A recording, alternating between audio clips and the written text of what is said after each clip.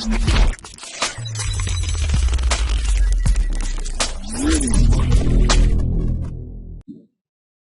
दोस्तों, और ये हमारा नेक्स्ट ट्यूटोरियल। और इस ट्यूटोरियल में हम पढ़ेंगे अबाउट इफ एल्स स्टेटमेंट। आपने देखा होगा जब भी हम C++ में प्रोग्रामिंग करते हैं तो हमारी जो कोडिंग हमने की है उसका हर स्टेटमेंट सीक्वेंशियली एक के बाद एक from top to bottom execute होता है। This is known as normal flow of control. C++ में फ्लो ऑफ कंट्रोल जो कि नॉर्मली टॉप टू बॉटम होता है उसे यूजर के हिसाब से भी ढाला जा सकता है by the use of selection statement और कंडीशनल स्टेटमेंट। उसी तरह का एक conditional statement if else statement होता है। कंडीशनल स्टेटमेंट में हम अपने मुताबिक अपनी प्रोग्रामिंग को ढाल सकते हैं। जब नॉर्मल फ्लो ऑफ कंट्रोल चल रहा है फ्रॉम टॉप टू बॉटम, मान लीजिए उसमें हम चाहते हैं कि बीच में एक स्टेटमेंट के बाद अगर कुछ कंडीशंस ऐसी आए जो हम चाहते हैं नहीं हो, तो कुछ आपकी जो लाइनें हैं प्रोग्रामिंग में वो स्किप हो जाए या फिर वो रन हो। अब चलिए हम देखते हैं इफ एल्स स्टेटमेंट कैसे काम करता है। चलिए अब हम यहाँ पे टाइप करते हैं कुछ।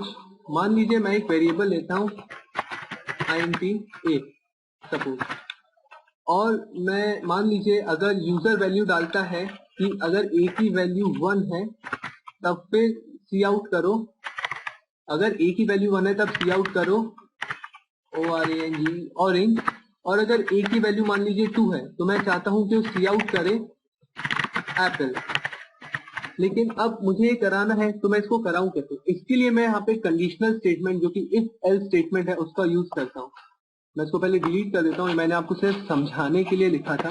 हम एक वेरिएबल लेते हैं a, उसके बाद हम सी आउट करते हैं यूजर के लिए प्लीज एंटर अ वैल्यू, और यहाँ पे हम ब्रैकेट में डाल देते हैं 1/2। उसके बाद मान लीजिए हम यहाँ से यूजर से इनपुट लेते हैं a। अब मैं चाहता हूं कि अगर यूजर मान लीजिए 1 इनपुट करता है तो स्क्रीन में प्रिंट हो ऑरेंज, और अगर यूजर वैल्यू 2 इनपुट करता है तो स्क्रीन में आउटपुट हो एप्पल। तो यहाँ पे आप देख सकते हैं कि हम एक तरह का कंपैरिजन कर रहे हैं किसकी वैल्यू के साथ, a की इनपुटेड वैल्यू के साथ। तो मैं लिखता हूँ इफ का जो कि हिंदी में मीनिंग होता है अगर ये काम हो, अगर ये कंडीशन सेटिस्फाई होती है तो ये काम करो, अगर नहीं होती है तो कुछ और करो। तो यहाँ पे मैं आपको बताता हूँ पहले सिंपल इफ स्टेटमेंट। इसके बाद मैं यहाँ पे ब्रैकेट चालू करता हूँ और ब्रैकेट के अंदर हम अपनी कंडीशन लिखते हैं। इसको हम कहते हैं checking condition. If a is equal to 1। अब हम C++ में ऐसे नहीं लिखते हैं। जब भी हमको कंपैरिजन करना होता है हम 2 बार इक्वालिटी का साइन लगाते हैं। इफ a इक्वल टू 1 मतलब अगर a की वैल्यू 1 है तो सी आउट करो, सी आउट नई लाइन में ऑरेंज ORANGE। ये मैं आपको एग्जांपल देने के लिए ऐसा प्रोग्राम बना रहा हूँ। अभी फिलहाल क्योंकि इफ स्टेटमेंट के बाद क्योंकि सिर्फ एक लाइन फॉलो हो रही है इसलिए मैंने इसको कर्ली ब्रेसेस के अंदर नहीं रखा है, वरना मैं इसे कर्ली ब्रेसेस के अंदर रखूंगा अगर मुझे मान लीजिए ज्यादा लाइन आउटपुट करानी होती है तो। जैसे मान लीजिए मुझे सी आउट करना पड़ता सी आउट ऑरेंज, और यहीं पे मान लीजिए मुझे एक और लाइन ऐड करनी होती see out oranges are orange.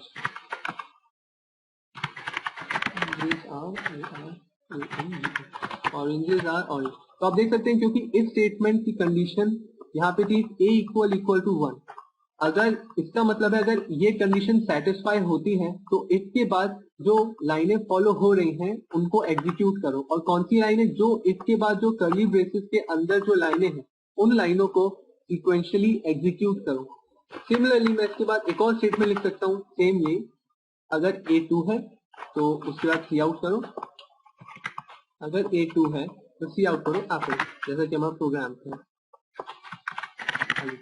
और सपोज मुझे यहाँ पे सिर्फ इफ स्टेटमेंट के बाद एक ही लाइन एग्जीक्यूट करानी है तो फिर मैं कर्ली ब्रेसेस नहीं लगाऊंगा, तो मैं इन कर्ली ब्रेसेस को डिलीट कर देता हूँ।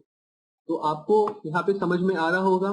सबसे पहले हम यूजर को बोलेंगे कि please enter a value whether 1 और 2।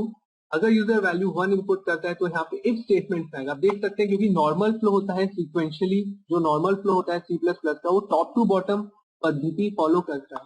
तो सबसे पहले आएगा यहाँ पे एक वेरिएबल हमने डिक्लेयर किया, उसके बाद यूजर को एक वैल्यू आउटपुट देगा यूजर को प्लीज एंटर वैल्यू। यूजर यहाँ पे वैल्यू जो आउट इनपुट करेगा कीबोर्ड पे वो ए में जाके स्टोर होगी। उसके बाद यहाँ पे आप देख सकते हैं, यहाँ पे हमारा थोड़ा सा फ्लो ऑफ कंट्रोल हमने अपने हिसाब से डाला है। ये कंडीशनल स्टेटमेंट है एक, फिर वो कंपेयर करेगा। अगर ए की वैल्यू 1 है, मान लीजिए यूजर ने डाला 2, तो फिर वो पहले यहाँ से कंपेयर करेगा, क्या ए की वैल्यू 1 है? नहीं, ए की वैल्यू तो 2 है, तो फिर ये वाला स्टेटमेंट एग्जीक्यूट नहीं होगा। साथ ही साथ इसके बाद जो है कर्ली ब्रेसेस में उसकी ये जो लाइंस फॉलो हो रही हैं वो भी एग्जीक्यूट नहीं होंगी। तो यहाँ पे दूसरे स्टेटमेंट में, अगर दूसरे स्टेटमेंट में दूसरी चेकिंग कंडीशन में क्या ए की वैल्यू 2 है? हाँ, ए की वैल्यू 2 है, तो फिर आउटपुट करो स्क्रीन में एप्पल। पहले हम इसको रन करके देखते हैं। आप देख सकते हैं यहाँ पे हमारा आउटपुट आया है, प्लीज एंटर वैल्यू 1 और 2। मान लीजिए मैंने डाला 2। अब आप देख सकते हैं हमारे प्रोग्राम के मुताबिक वो यहाँ चेक करेगा if equal to 2, definitely not, हम यहाँ ए को 2 डाल रहे हैं, तो फिर इन लाइनों को स्किप कर देगा, मतलब C++ के नॉर्मल फ्लो को स्किप करेगा और यहाँ पे आएगा इफ इक्वल टू 2। हाँ, क्योंकि हम यहाँ 2 डालने वाले हैं, तो फिर उसको आउटपुट देना चाहिए स्क्रीन में एप्पल। आप देख सकते हैं एप्पल आउटपुट आए, मतलब ये हमारी चेकिंग कंडीशन काम करती है। सिमिलरली मान लीजिए अब मैं इस प्रोग्राम को फिर से रन करता हूं, एग्जीक्यूट। यहाँ पे मान लीजिए अगर मैं कोई भी और वैल्यू डालता, मान लीजिए 4, अब 4 के लिए तो मेरे यहाँ पे कंपैरिजन है ही नहीं, ये तो सिर्फ प्रोग्राम 1 और 2 के लिए ही कंपैरिजन कर रहा है। तो अगर मैं 4 डालूंगा तो ये दोनों लाइन स्किप हो जाएंगी, ये दोनों चेकिंग कंडीशन स्किप होंगी, क्योंकि ना ही ए 1 के बराबर होगा ना ही ए 2 के बराबर होगा। तो वो सीधे इस लाइन पे आ जाएगा, सी आउट एंड लाइन, मतलब नई लाइन के बाद वो छाप देगा प्रेस एनी की टू कंटिन्यू। हम इसका आउटपुट देखते हैं और आप देख सकते हैं कि ना ही ऑरेंज छपा ना ही एप्पल छपा, ये दोनों लाइन स्किप हो गई। मैं एक ऐसी कंडीशन डालता हूं कि अगर ये दोनों ही इक्वेशन सेटिस्फाई ना हो तो उसके बाद वो कुछ और आउटपुट दे। मान लीजिए कि मैं चाहता हूं कि अगर ए की वैल्यू ना ही 1 है ना ही ए की वैल्यू 2 है, तो फिर वो आउटपुट करे ग्रेप्स। तो हम यहाँ लगाते हैं एल्स। एल्स की कंडीशन भी सेम एक की तरह ही चलती है। एल्स के बाद भी अगर आपको कुछ कंडीशन लगानी है तो इसके बीच में यहाँ पे कंडीशन आएगी, चेकिंग कंडीशन आप कह सकते हैं उसको, चेकिंग कंडीशन आएगी। लेकिन फिलहाल मुझे कुछ चेक करना ही नहीं है, मुझे सिर्फ चेक करना है, मान लीजिए कि अगर ए की वैल्यू 1 है तो ये करो, 2 है तो एप्पल प्रिंट करो, अगर 1 और 2 दोनों नहीं है तो सीधे जो मैं चाहता हूं कि आउटपुट आ जाए, मान लीजिए मेरा ग्रेप्स, तो मैं सिंपली एल्स के स्टेटमेंट के बाद यहाँ लिख दूंगा with curly braces cout, नई लाइन में ग्रेप्स। यहाँ पे चलिए हम इस प्रोग्राम को रन करके देखते हैं। चलिए अब हम इसको रन करके देखते हैं। मैंने लिखा है एग्जीक्यूट, कंपाइल एंड रन। आप देख सकते हैं कि अब यहाँ हमारे पास दो ऑप्शन है, एंटर वैल्यू 1 और 2। मान लीजिए मैं डालता हूँ 56, अब ना ही ए 1 के बराबर है ना ही ए 2 के बराबर है, तो सबसे पहले हमारी चेकिंग कंडीशन काम करेगी, ए को चेक करेगा क्या ए के 1 के बराबर है, नहीं, ए 2 के बराबर है, नहीं, क्योंकि ना ही ए 1 के बराबर है ना ही ए 2 के बराबर है, तो फिर वो एल्स पे जाएगा, एल्स पे जाएगा और एल्स में लिखा है सी आउट ग्रेप्स। इसका क्योंकि हिंदी में अर्थ होता है अगर ए की वैल्यू 1 है तो ये करो, अगर ए की वैल्यू 2 है तो ये करो, अगर नहीं है एल्स, मतलब एल्स का मतलब आप जानते ही हैं, एल्स ये करिए। तो हम 56 एंटर करते हैं, आप देख सकते हैं ग्रेप्स आउटपुट आ गया। तो इस प्रकार इफ एल्स की चेकिंग कंडीशंस काम करती हैं। यह फ्लो ऑफ कंट्रोल को C++ में कंट्रोल करने में मदद करता है।